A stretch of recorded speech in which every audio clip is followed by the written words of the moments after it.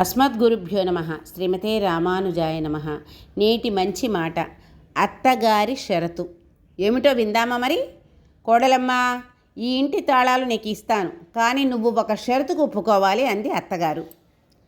ఈ ఇంటి నియమాలు చెబుతారేమో అనుకుంది కోడలు. కానీ అత్తగారంది, ఈ ఇంట్లో ఎవరు తప్పు చేసినా అదే రోజు ఆ తప్పు గురించి మరునాడు మాట్లాడతాం అంది అత్తగారు. కోడలు అయోమయంగా చూశారు. కానీ దానికి అత్తగారు, మనిషి కోపంలో ఉన్నప్పుడు తప్పును చూడడు, తప్పు చేసిన వాడిని చూడడు, నింద వేయడానికి ఒకరిని వెతుకుతాడు. అందుకే అదే రోజు మరునాడు మాట్లాడతాం అంది అత్తగారు. కోడలికి అది విచిత్రంగా అనిపించినా అంగీకరించింది. ఒక ఉదయం మామగారి గాజు మందు సీసాను పని మనిషి పగలగొట్టింది. ఎవరూ ఏమీ మాట్లాడలేదు. మరునాడు ఉదయం అత్తగారు అంది పని మనిషితో, తప్పులు రెండు రకాలు, ఒకటి నిర్లక్ష్యం వల్ల జరిగేది, రెండవది అనుకోకుండా జరిగేది.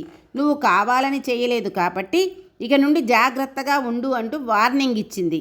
ఒకరోజు కోడలు మామ ఎంతో విలువైన శాలువాను వాషింగ్ మిషన్లో వేసింది.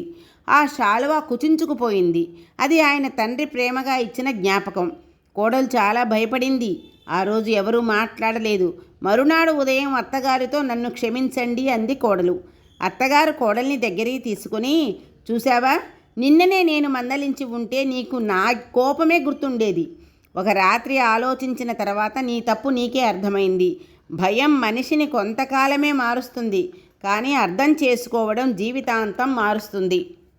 పక్కింట్లో ఒక వృద్ధురాలిని ఆమె కొడుకు వృద్ధాశ్రమంలో చేర్పించాడు. అందరూ ఆ కొడుకును తప్పు పట్టారు.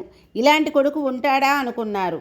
2 రోజుల తర్వాత తెలిసింది, ఆ కొడుకు క్యాన్సర్తో పోరాడుతున్నాడని, ట్రీట్మెంట్ కోసం వేరే పట్టణానికి వెళ్లాల్సి వచ్చిందని, తన తల్లికి సరైన సంరక్షణ అందాలనే ఉద్దేశంతో వృద్ధాశ్రమంలోనే చేర్పించాడని తెలిసింది.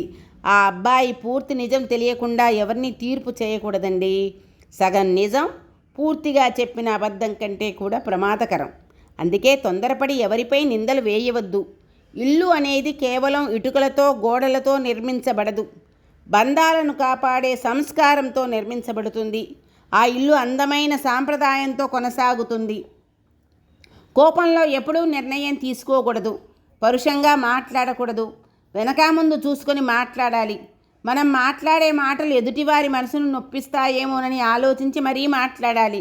ఇక మనం మాట్లాడేటప్పుడు వెనక ముందు ఆలోచించి మాట్లాడదామా మరి? జై శ్రీమన్నారాయణ. అడియేన్ రామానుజదాసి, గార్లపాటి అన్నపూర్ణ. అమ్మా.